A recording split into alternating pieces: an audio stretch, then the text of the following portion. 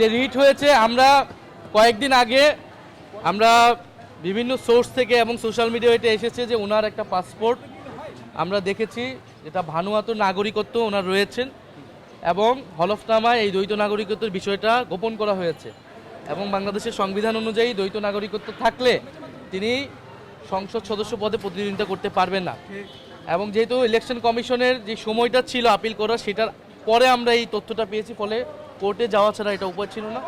ফলে এই এলাকার একজন শুধু প্রার্থী না, এই এলাকার একজন নাগরিক হিসেবে, এলাকার একজন ভোটার হিসেবে আমরা সংবিধান লঙ্ঘন করতেছে বা আইন লঙ্ঘন করতেছে এরকম একজনকে আমরা আসলে মনে করি না এই এলাকা তিনি জনপ্রতিনিধিত্ব করতে পারবেন।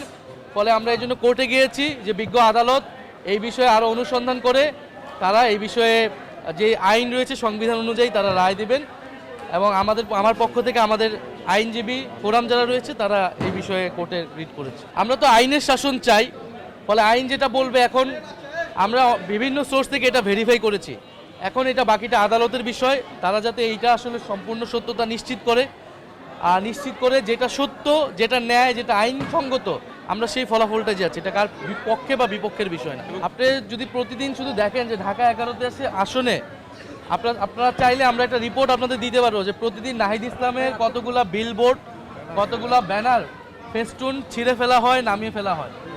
আমরা এই রিপোর্টটা দেখলেই, এবং কর্মীদেরকে নানা ধরনের হুমকি দেওয়া, যারা আমাদের সমর্থক রয়েছে তাদেরকে প্রত্যক্ষ পরোক্ষকে হুমকি দেওয়া, ফলে এটা দেখলেই বোঝা যায় যে নাহিদ ইসলামের আসনে যদি এই অবস্থা হয় তাহলে সারা বাংলাদেশের আসনগুলোতে কি দমাতে পারবে না।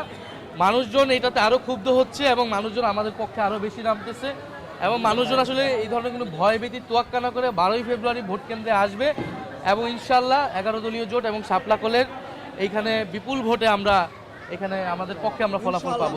আমরা লেভেল প্লেইং ফিল্ড দেখছি না, এখানে এক ধরনের আধিপত্যবাদ কায়েমের চেষ্টা করা হচ্ছে, বেশি শক্তি প্রয়োগ করার চেষ্টা করা হচ্ছে। আমাদের ব্যানার, ফেস্টুন, এই ব্যানার, ফেস্টুন, বিলবোর্ড এগুলো ছিঁড়ে ফেলা হচ্ছে, আমাদের কর্মী সমর্থকদেরকে হুমকি দেওয়া হচ্ছে। ফলে এখানে 11 দলের পক্ষে যেই জোয়ার তৈরি হয়েছে, এই 11 আসন সহ পুরো বাংলাদেশে, সেটা তারা আতঙ্কিত হয়ে এই ধরনের কাজগুলো করছে।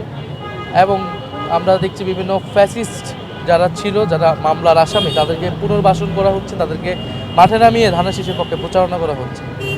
ফলে আমরা এই প্রতিকূলতার মধ্যেও কেবল জনগণের সমর্থন নিয়ে আমরা সামনে এগিয়ে যাচ্ছি এবং আমরা যদি 12ই ফেব্রুয়ারি কোনো ধরনের পরিকল্পনা থাকে ভোট জোট চুরি করার, জনগণের ভোটাধিকার হরণ করার, সেটা আমরা শক্ত হাতে ঐক্যবদ্ধভাবে সেটা আমরা ইনশাল্লাহ প্রতিহত করব।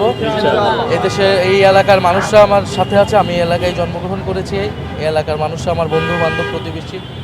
ফলে সবাই এটা বলেছে যারা সুষ্ঠু নির্বাচনের পরিবেশ চায়, তারপরে তারা তাদের মতো করে তারা ভোট দেবে। আমাদের কাজ 12ই ফেব্রুয়ারি আমরা সুষ্ঠু পরিবেশ নিশ্চিত করব, বাকিরা তারা কোথায় ভোট দিবে না দেবে এটা অবশ্যই তাদের বিষয়।